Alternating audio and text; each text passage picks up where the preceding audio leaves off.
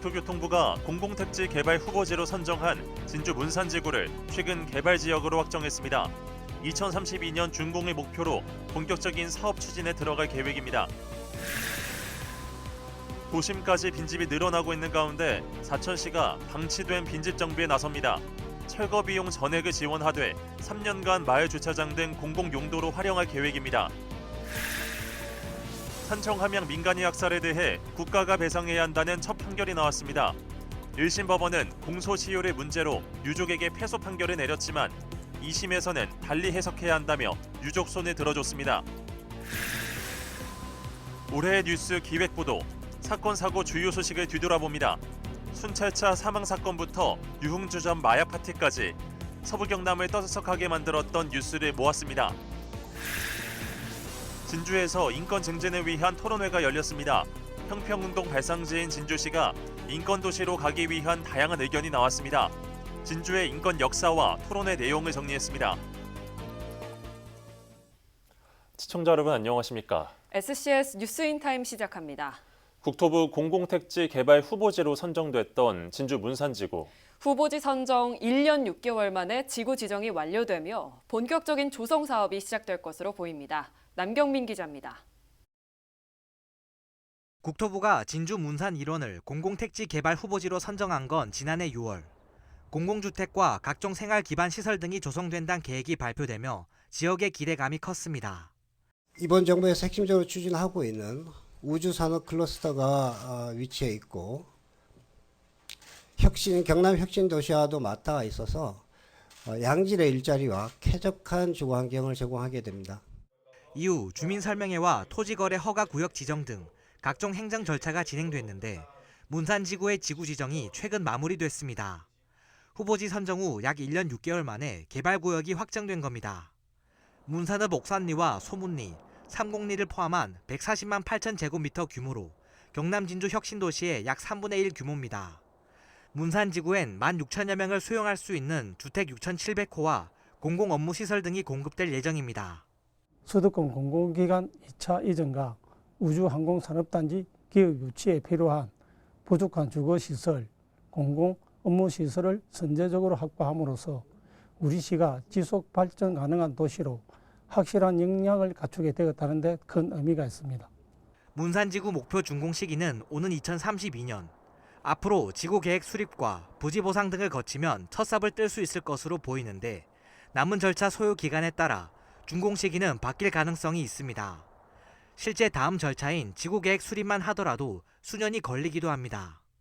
시설 배치와 규모, 교통체계 등을 놓고 관계기관들 간 협의와 조율이 이뤄지는 단계인데다 환경과 교통 등 여러 영향평가도 실시되기 때문입니다. 일단 진주시는 지역민들의 요구가 지구계획에 반영될 수 있도록 협의에 나서는 한편 광역교통망 정비와 시민휴식 공간 마련으로 문산지구 조성에 대비한다는 계획입니다. 본격적으로 시작된 진주 문산 공공주택지구 조성 사업. 지역민 주거 안정에 기여하는 한편 지역 발전의 기반이 될 수 있을지 주목됩니다. SCS 남경민입니다. 인구 감소로 빈집이 매년 늘고 있습니다. 농촌뿐만 아니라 도심에서도 같은 현상을 보이고 있어 미관을 해치고 있는데요. 3년간 공공 목적으로 활용하는 조건으로 지자체가 철거비를 전액 부담하기로 했습니다. 보도에 강진성 기자입니다. 사천 도심의 한 주택가입니다. 도로 모퉁이에 있는 주택 담장이 무너져 있습니다. 다른 벽면 역시 금방이라도 쓰러질 듯 위태롭습니다. 차량 통행이 많은 도로변이지만 오랫동안 빈집으로 방치됐습니다. 근처 골목에도 빈집을 쉽게 못 개갈 수 있습니다. 부지 면적이 작은 데다 차량 진입조차 어렵다 보니 매매가 쉽지 않습니다. 빈집은 도시 미관 해소는 물론 안전 문제도 우려되고 있습니다. 행정안전부가 새해부터 빈집 정비 예산을 일부 지원하면서 지자체마다 철거에 나섭니다.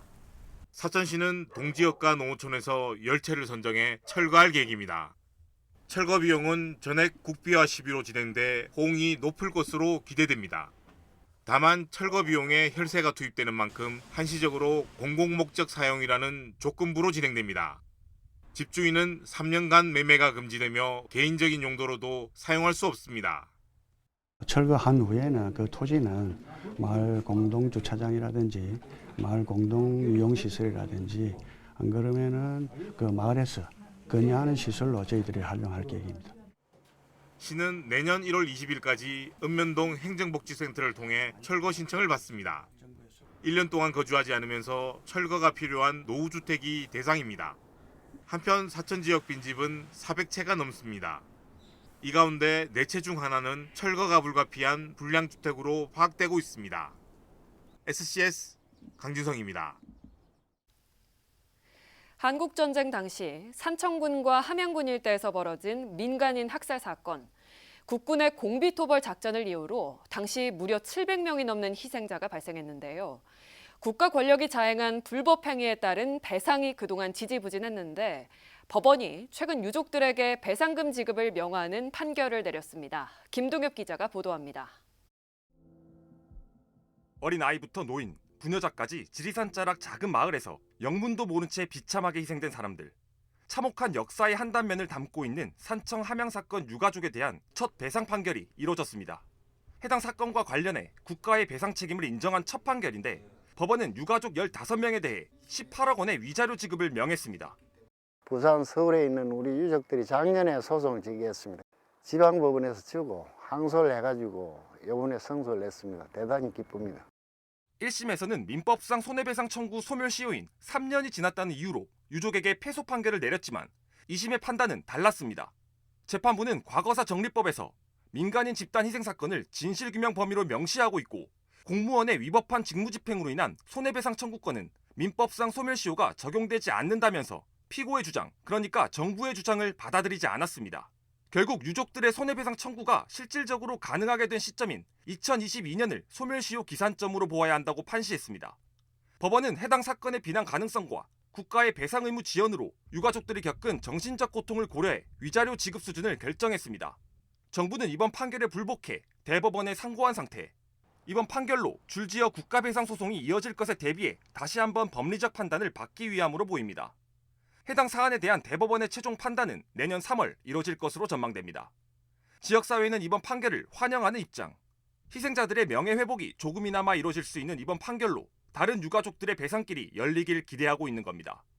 국가가 배상하라는 판결이 나와서 그래도 유족들한테 큰 위안이 되고 많은 도움이 되리라 생각이 됩니다. 앞으로 이런 배상이 잘 이루어져서 유족들한테 좋은 본보기가 되었으면 합니다. 사건 발생 74년 만에 이뤄진 산청 함양 민간인 학살 사건 국가배상 판결. 남은 유족이 160여 명에 불과한 상황에서 앞으로 진행될 대법원의 최종 판단에 관심이 모아지고 있습니다. SCS 김동엽입니다. 하동군이 내년도 모바일 하동사랑 상품권 발행 예산을 올해보다 20억 원 증액된 150억 원으로 편성했습니다. 다만 군은 현재 하동사랑 상품권에 대한 국비 지원 여부가 불투명해 내년부터 할인율은 기존 10%에서 7%로 하향 조정된다고 밝혔습니다. 한편 하동군은 상품권 사용액의 5%를 돌려주는 캐시백 이벤트를 내년에도 이어갈 계획입니다. 윤석열 탄핵을 위한 경상국립대 비상시국회의가 대학본부의 현수막과 대자보 규제에 항의하며 사상과 표현의 자유를 보장하라고 촉구했습니다. 이들은 성명서를 통해 대학본부가 철진한 홍보 게시물 규제를 근거로 비상계엄 관련 현수막과 대자보를 검열하고 있다고 비판했습니다.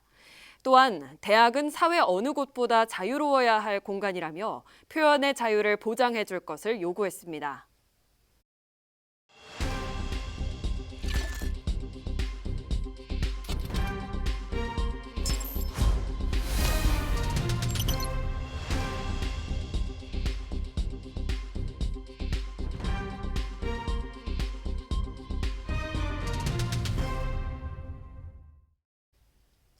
서부 경남의 한 해를 돌아보는 기획보도. 어떤 사건, 사고들이 서부 경남을 놀라게 또 분노케 했는지 8대 뉴스를 선정했습니다. 김현준 기자의 보도입니다. 지난 1월 사천의 한 빌라에서 50대 남성이 층간소음으로 다투던 위층 여성에게 흉기를 휘둘렀습니다. 피해자는 병원으로 옮겨졌지만 숨졌고 가해자는 경찰과 추격전을 벌인 끝에 붙잡혔습니다. 법원은 1심에서 남성에게 징역 20년을 선고했고 검찰은 양형이 가볍다며 항소했지만 기각됐습니다. 지난 8월에는 가출 신고된 여성이 하동 진교파출소에 주차된 순찰차 뒷자리에서 36시간 만에 숨진 채 발견됐습니다. 경남경찰청의 진상조사 결과 사건 발생의 주 원인은 경찰의 총체적 부실 근무였던 것으로 드러났습니다. 당시 경찰이 해당 순찰차로 7번 순찰해야 했지만 한 차례도 실시하지 않는 등 근무 규정을 지키지 않은 겁니다. 경찰은 경찰서장과 진교파출소 직원 등 13명을 인사조치했으며 징계 절차를 밟겠다고 밝혔습니다. 올해는 딥페이크 범죄 관련 제보와 신고가 쏟아지기도 했습니다. 특히 학생 주도의 범죄가 기승을 부렸는데 지난 7월에는 진주의 한 고등학생이 중학교 후배였던 여학생의 얼굴을 나체 사진에 합성해 유포한 일이 있었습니다. 하동에서도 한 중학교에서 같은 학교와 인근 중학교 학생을 대상으로 한 딥페이크 범죄 사실이 뒤늦게 알려지기도 했습니다. 지난 8월 사천의 한 채석장에서 발생한 사망사고와 관련해서는 경찰의 부실 수사 논란이 불거지기도 했습니다. 초기 수사를 한 사천경찰서는 SUV 추락으로 2명이 숨졌다며 단순 교통사고로 결론 지었는데 유족 측이 발파 가능성을 제기한 겁니다. 경남경찰청이 사건을 이관받아 재조사한 결과 이는 사실로 드러났고 유족 측은 부실 수사로 경찰 등 관계자를 고소했습니다. 진주에서는 일명 베트남 노래방이라고 불리는 외국인 유흥주점에서 마약 파티가 벌어졌습니다. 첩보를 입수한 통영해경이 수사에 나서 유흥주점 사업자와 여성 유흥 접객원 등 외국인 마약사범 7명을 검거했습니다. 이들이 판매한 마약류는 엑스터시와 케타민 성분이 혼합된 신종 마약인 것으로 알려졌습니다. 지난 8월 하동에서는 밤나무 해충 항공방제 작업에 나선 산림청 헬기 한 대가 추락했습니다. 이 사고로 조종사 40대 A씨가 병원으로 이송되지만 다행히 생명에는 지장이 없는 것으로 알려졌습니다. 산림청은 이 같은 인명사고를 예방하기 위해 밤나무 해충 항공 방제 방식을 헬기에서 드론으로 변경하기로 했습니다. 지난 5월 진주에서 길을 걷던 남성이 일면식도 없는 행인에게 폭행을 당했습니다. 남성은 머리를 다쳐 봉합수술을 받았고 자신이 운영하는 음식점 문을 닫는 등 피해를 입었습니다. 가해자는 술을 너무 많이 마셔 다른 사람과 착각했다고 밝혔습니다. 지난 6월 진주에서는 총책 A씨 등 9명이 50대 여성의 집에서 사기 도박을 벌여 6,300만 원을 편취하는 일도 있었습니다. 이들은 카드에 자신들만 알아볼 수 있는 표식과 장비를 동원했는데 상대의 판단력을 흐리게 하기 위해 마약을 몰래 먹이기도 했습니다. 첫 도박 이후 건강에 이상을 느낀 피해자의 신고로 일당은 경찰에 검거됐습니다. SCS 김현준입니다. 사천시 시설관리공단이 23일 갑질근절 캠페인을 진행했습니다. 직장 내 인권 침해 표현 인식 개선을 위해 마련된 이번 캠페인에선 존중하고 배려하는 언어 사용과 부당한 사적 업무 지시와 불필요한 회식 문화 강요 금지 등이 강조됐습니다. 진주시가 2025년 1월 1일자 정기 인사를 단행했습니다. 이번 인사에서는 임현주 문화예술과장이 승진해 복지여성국장으로 발령됐습니다. 또 윤영철 교통안전국장, 김기식 교육체육국장 등이 새로운 부서로 자리를 옮겼고 박순정 문화시설 사업소장 직무대리와 권임숙 문산읍장 직무대리 등이 이동했습니다. 승진 인사는 4급 1명, 5급 10명, 6급 40명, 7급 45명, 8급 58명 등 모두 154명입니다. 또 인사 이동과 복직 전출을 포함한 전보 인사는 모두 629명에 대해 단행됐습니다.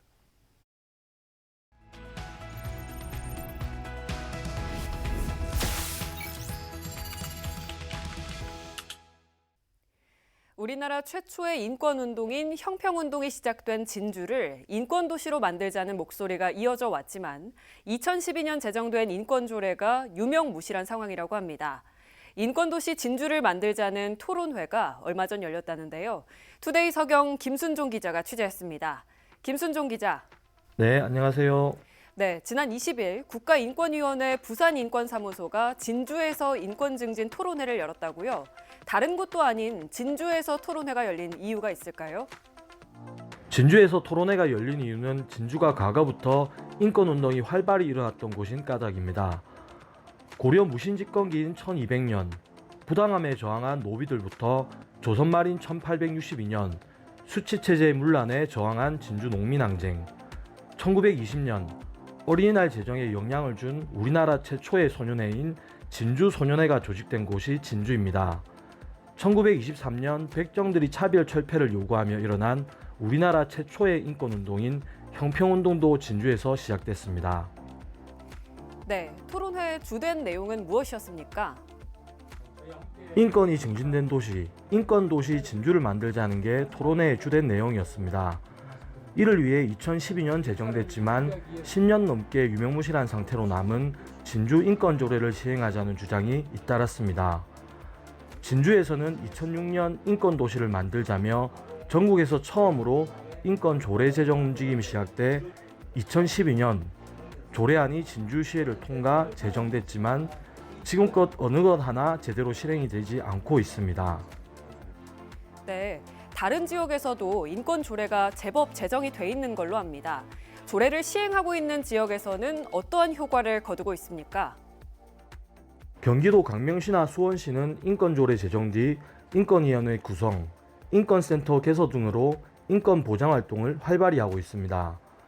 인권 기본계획, 시행계획 수립은 물론 실태조사, 인권 침해 사건 접수 및 심의를 이어가면서 인권 침해 사건에는 시정 공고도 합니다.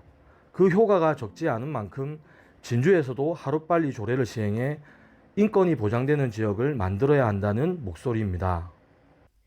네, 김순종 기자 잘 들었습니다. 네, 고맙습니다.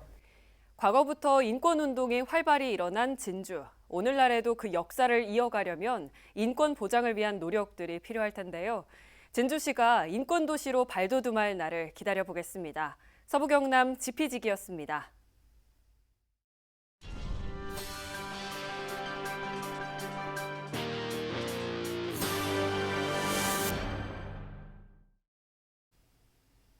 함양군이 중소벤처기업부와 행정안전부에 2025년도 시군구 연고산업 육성 사업에 최종 선정됐습니다. 사업 선정으로 군은 내년부터 2026년까지 국비 10억 원과 도비 6,600만 원을 확보했다고 밝혔습니다. 함양군은 이번 사업을 통해 산양삼을 활용한 고부가 가치 항노화 제품 개발을 목표로 하고 있으며 중소기업 경쟁력 강화와 지속 가능한 성장을 지원할 계획입니다. 산청군이 추진하는 청년정책을 정리한 리플릿이 제작됐습니다. 일자리와 주거, 복지, 문화, 교육 등 6개 분야로 구성된 리플릿은 행정서비스 지원 사업과 신청 방법 등이 담겼습니다. 리플릿은 읍면사무소와 공공시설, 가족문화센터 등에 비치됐으며 산청군 홈페이지와 카카오톡 채널에서도 확인할 수 있습니다. 남해 삼동초등학교 학생들이 삼동합동노인대학을 찾아 음악회를 열었습니다. 나눔과 실천교육 일환으로 진행된 이번 음악회에선 학생들의 오카리나 연주와 시조창 등이 선보였습니다. 학교는 나눔 교육을 위한 이 같은 봉사활동을 꾸준히 이어나가겠다고 강조했습니다. LH가 연말을 맞아 아동들에게 선물 꾸러미를 전달했습니다. LH 임직원 500여 명은 인형과 방한용품, 과자 등이 담긴 선물 꾸러미를 제작했습니다. 제작된 선물 꾸러미는 삼성서울병원 희귀 난치병 아동과 전국 장애 취약계층 아동 등에게 전달됐습니다. 지역의 따뜻한 나눔 소식을 알아보는 우리 동네 나눔 순서입니다. 사천시 사천읍 지역사회보장협의체가 희망 2025 성금모금 가두 캠페인을 가졌습니다. 사천읍 지역사회보장협의체 등 9개 단체가 참여한 이번 캠페인은 사천읍 시장 일대에서 진행됐습니다. 어린이집 4곳 성금을 비롯해 830만 원이 모금됐으며 성금은 경남 사회복지 공동모금회를 통해 어려운 이웃에 사용될 예정입니다. 하동군 금남면에서 가두리 양식장을 하는 진수수산 김충근 오영옥 부부가 하동군에 성금 550만 원을 전달했습니다. 이들 부부는 2005년부터 해마다 기부를 이어가고 있는데요. 올해까지 20년 동안 누적 기부액은 6천만 원에 달한다고 합니다. 김충근 대표는 작은 나눔 실천이지만 힘들게 생활하는 분들께 한 줄기 빛이 되었으면 하는 마음이라고 전했습니다. 남해군 서면에 있는 책방역 국밥집이 서면 행복곡간을 통해 이웃돕기 성금 100만 원을 기탁했습니다. 책방역 국밥집은 서면 서상리의 서점을 리모델링한 식당으로 지역민의 사랑을 받고 있습니다. 정권희 대표는 어려운 시기에 주민 덕분에 가게를 운영할 수 있었다며 감사한 마음을 전하고자 성금을 전달하게 됐다고 전했습니다. 나눔에 참여해주신 모든 분들께 감사드립니다.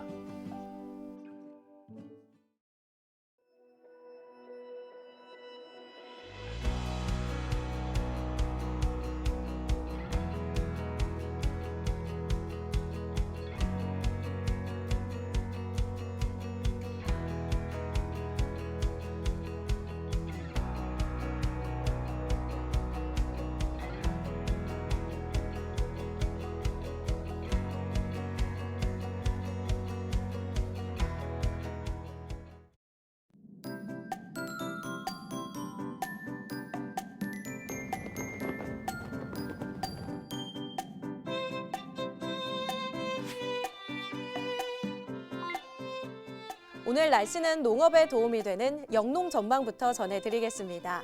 이번 주 기온은 평년과 비슷하겠고 강수량은 평년과 비슷하거나 적겠는데요. 한편 폭설에 대비해 작물 재배 시설을 보완해 주셔야겠습니다. 갑작스러운 눈에 비닐하우스가 무너지지 않도록 지지대의 끈을 팽팽하게 고정해 눈이 미끄러져 내려오도록 해주시는 게 좋겠습니다. 이어서 자세한 지역별 날씨 살펴보겠습니다. 서부 경남 전 지역 대체로 구름 많고 맑을 것으로 보이겠는데요. 아침 최저 기온은 진주 영하 5도, 사천 영하 1도로 출발해 한낮에는 8도에서 10도 분포 보이겠습니다. 전국 날씨입니다. 광주, 제주는 오후부터, 세종은 종일 흐릴 것으로 보이는데요. 아침 최저 기온은 서울, 세종 영하 3도로 출발하겠고 제주의 한낮 최고 기온은 12도 예상됩니다. 남해 동부 앞바다도 종일 맑겠습니다. 물결은 비교적 잔잔하게 일겠고 바람은 약간 강하게 불겠습니다. 이어서 삼천포 기준 조석표 살펴보겠습니다. 물때는 두물, 만조 시각은 오후 4시 39분, 간조 시각은 밤 11시 7분 예상됩니다. 사천공항 날씨 정보입니다. 수요일 오전 9시 기준 하늘에 구름 조금 지나겠는데요. 우리 지역에서 서울 김포로 가는 첫 번째 항공편은 오전 10시 55분 예정돼 있습니다. 자세한 사항은 사천공항 홈페이지를 참고해 주시기 바랍니다. 삼천포역의 운항 정보입니다. 삼천포에서 제주도로 가는 배는 밤 11시 40분에 출발할 예정입니다. 주간 날씨입니다. 사천의 목요일 아침 최저 기온은 영상권으로 회복하고 낮 최고 기온도 10도까지 올라가겠는데요. 하지만 금요일부터는 다시 영하권으로 떨어질 것으로 보입니다. 갑작스러운 기온 변화에 건강 잃지 않도록 유의하시기 바랍니다. 지금까지 기상정보였습니다. 저희가 준비한 소식은 여기까지입니다. 시청해주신 여러분 고맙습니다.